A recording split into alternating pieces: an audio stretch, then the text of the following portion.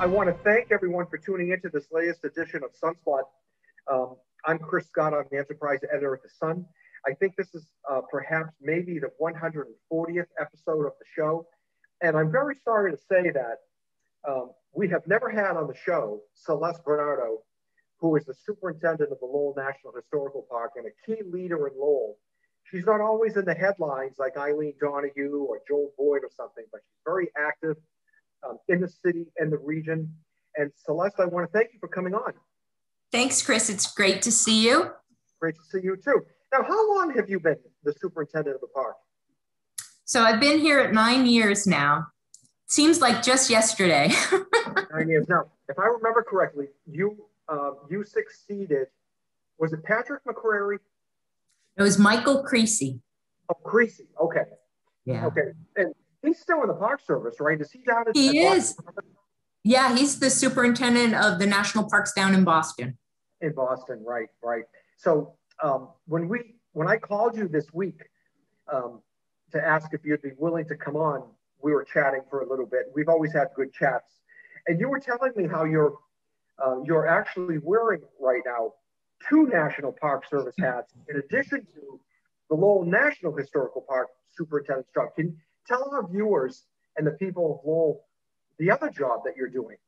Sure. So we're organized into regions in the National Park Service.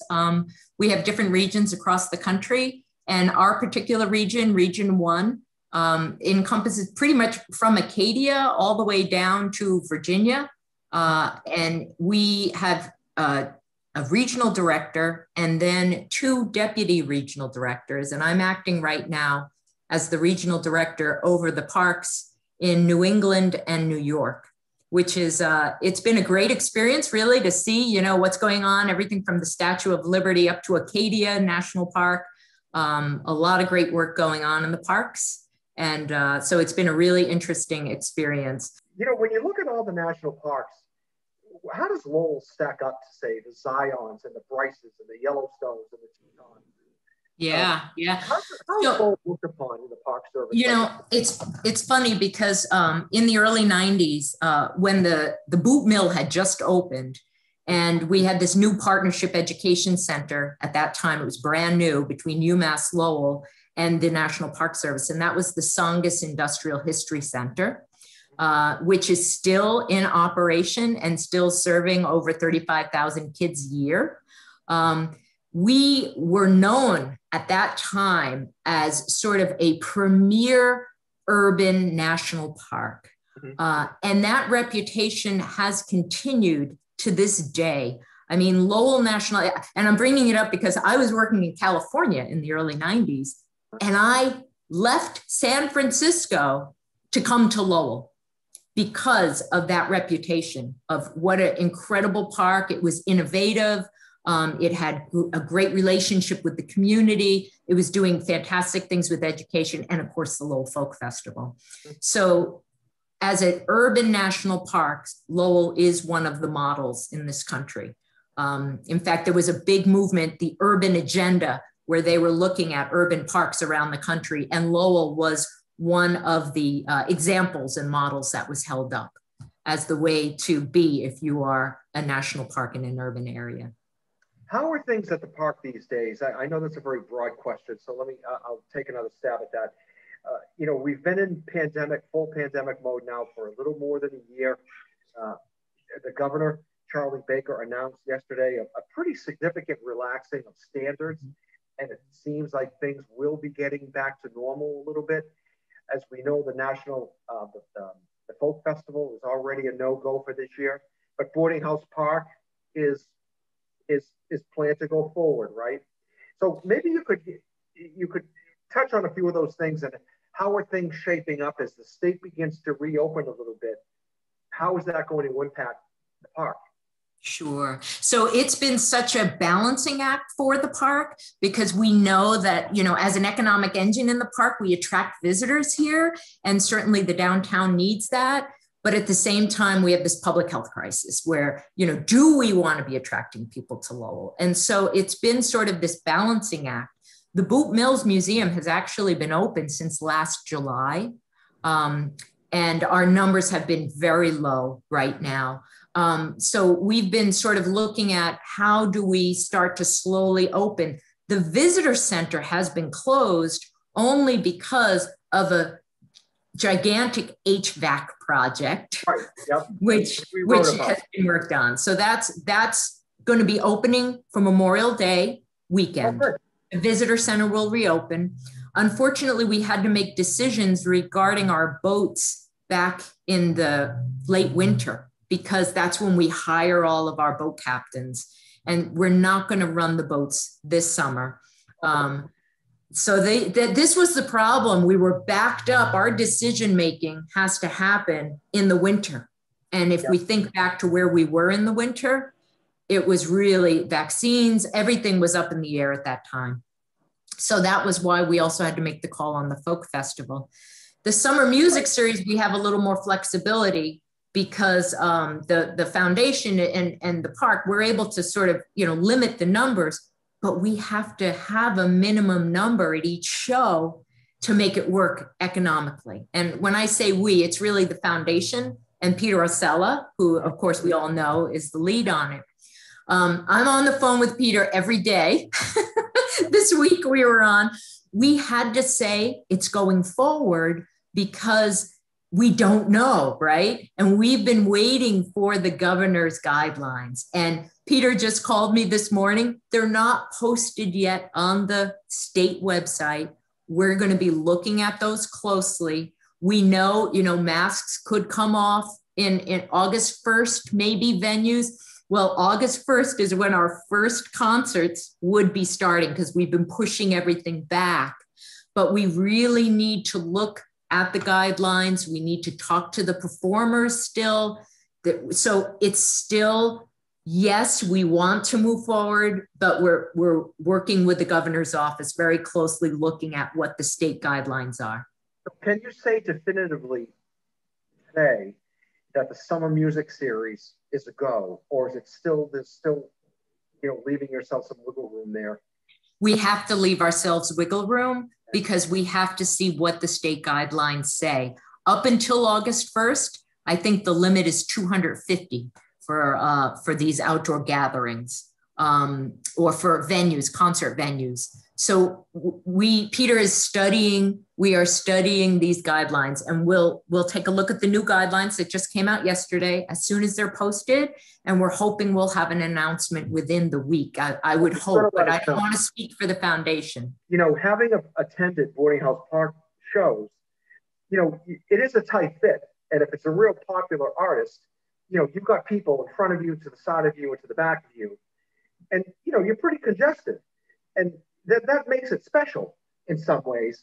That's right. How many people do you need to get in?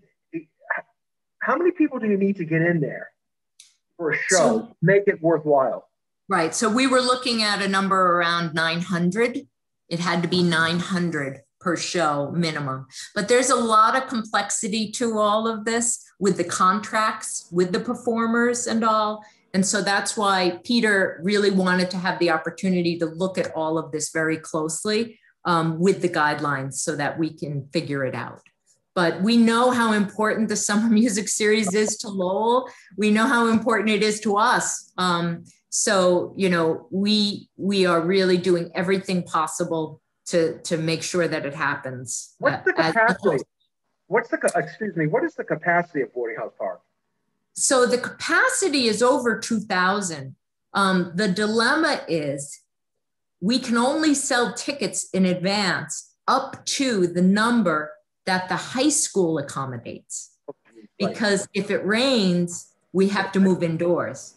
So how many does the high school accommodate? So I believe, I believe it's 1,850, 1,850. But again, Peter Osella is the man with the numbers. So the boot museum is open. You hope to boost numbers there. What else should we know about? Sure. So really exciting. We've been doing a lot of work on a new exhibit that is scheduled to open in 2023. And if you've ever been to the Mogan Cultural Center, The Mogan Cultural Center is right next to, it's the boarding house building right next to Boarding House Park. And that has two major exhibits in it. One is all about the Mill Girls and their history here. And the other exhibit is all about the immigrant, all the different immigrant populations that worked in Lowell. The dilemma we have is the exhibit is like 30 years old, the immigrant exhibit. And so we have been working with different community members. We have a community roundtable to really reimagine a new exhibit that will talk about the people of Lowell and the many different cultures that make up this city. The exhibit will be called Many Cultures, One City. And it's a $1.6 million exhibit. It's really a reimagining of that entire story. And the community, we've been working with the community. It's such an exciting and amazing exhibit for us. And we are still collecting stories. We're collecting images. If people want to reach out to the park to share photographs or objects, we are looking for involvement, just like the original exhibit. And we really want to bring it up to date to talk about why diversity is what really makes this city vibrant and strong. We'll do a story on that and publicize that in your efforts. I think that would help in that regard. So the Mill Girl, absolutely, the Mill Girl exhibit will remain, and the immigrant will remain. So this is actually a third. No, it will replace the immigrant exhibit because our immigrant exhibit stopped in the 80s. And so all of the groups that have been coming to Lowell since then, it doesn't tell that story. So it's really going to be a thematic exhibit that will be splashed with all different stories of different groups coming in. So we're starting to ramp up interest. And one of the things that is happening very soon with the Brush Art Gallery, one of our partners, is there's going to be a show opening May 1st. It's going to be open May 1st through June 12th. And it's an exhibit called Community. And it's featuring 32 artists from all across the United States. The National Park, the Brush, and the Songus Industrial History Center are hosting this, have been working on it together. And there's going to be a virtual reception that you can go to our Facebook page or our website on Saturday, May 8th at 2 p.m. So if you're sitting home in your living room and you want to find out more about the exhibit and you can't come down or don't feel comfortable coming down yet, watch the virtual reception on May 8th at 2 p.m. I'll have to look in the paper. Nancy Tuttle might have touched on that in her terrific arts coverage, but we should definitely do something on the news pages. So that's one thing. The other thing, Chris, we've been doing a lot of is moving our programming online. And one of the areas that's been really successful is the Songus Industrial History Center, our education center. We've actually turned our field trips into virtual field trips. And we've got over 454 programs scheduled. So it's over 10,000 students that are coming through the Songus Center virtually during COVID. We even had an international school in Latvia last week. So it's really getting the word out nationally about Lowell and the education programs we have here. And that's the Industrial History Center? Cool. That's the Songus, which is located in the Boot Mills. And the Lowell Public Schools is, we're working with them on a new 5th grade program. There was a grant from the National Park Foundation all about urban ecology. And the one other thing I'll just share about the Songus Center, because we've had a great year going virtual, is the National Endowment for the Humanities is sponsoring 2 summer teacher workshops that we'll be offering virtually for over 130 teachers across the United States. So lots of great stuff getting out about Lowell. We only have a couple more minutes, Celeste, so I just want to ask you, could you talk just in some general terms about the park itself, and how's the park doing in terms of finances? And you mentioned attendance is down at the Boot, but if you're a big honcho with the National Park Service and you look at Lowell's numbers, what do they see? What will they see over the past year?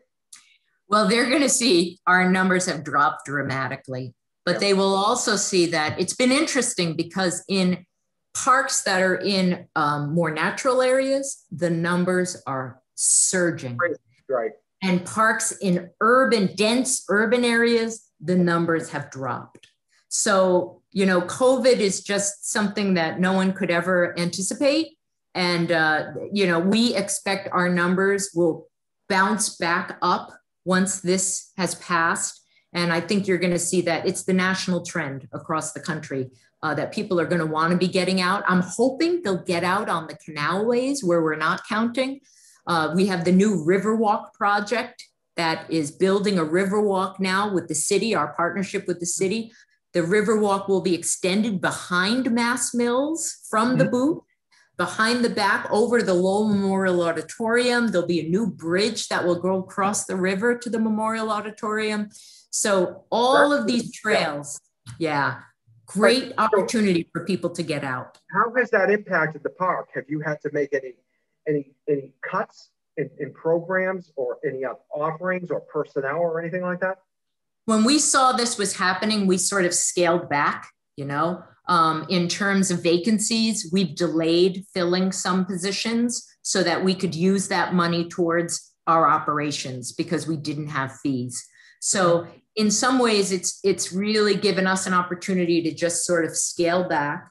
Last year, we didn't hire as many seasonals because of, and our youth programs because of COVID. So we've sort of been squirreling money to put towards, you know, where we had a loss in revenue in terms of fees. So I think in the end, we're going to be fine. Two high profile positions that became available. Peter Arcella, the deputy superintendent, retired. Did his position get filled? It did, right? We did not fill that position. We've been reorganizing, and we're going to take the duties of his position, and we've moved more of that to our community planner position. Okay. So our planner is going to do a lot more of the development and liaison work here in the city. And the other retirement that I happen to miss, I know I've known Peter for years too, but Phil Levshevowitz, you know, was let us know when stuff was happening. His position was never filled, right? The PIO. No, we have not filled that position right now. And again, we're rethinking that. We were actually sharing Phil with Minuteman National Historical Park. So we're kind of re-examining. I think everybody's sort of taking a step back after COVID and sort of rethinking. There's going to be a lot of changes, you know, as we're looking forward in how we do business. And we recognize that online is a big, and marketing and promotion online is a big part of where national parks are putting their attention. Well, Celeste, you're a great spokesman for the park. The more you're out there, I think that, you know, the park can only benefit by that. So it's an honor to be here. I have to say, Lowell is a phenomenal place. So thank you for being so good to the national park. I'll just say bid adieu to our viewers at the Lowell Telecommunications Corp. This is Chris Scott, the enterprise editor at The Sun.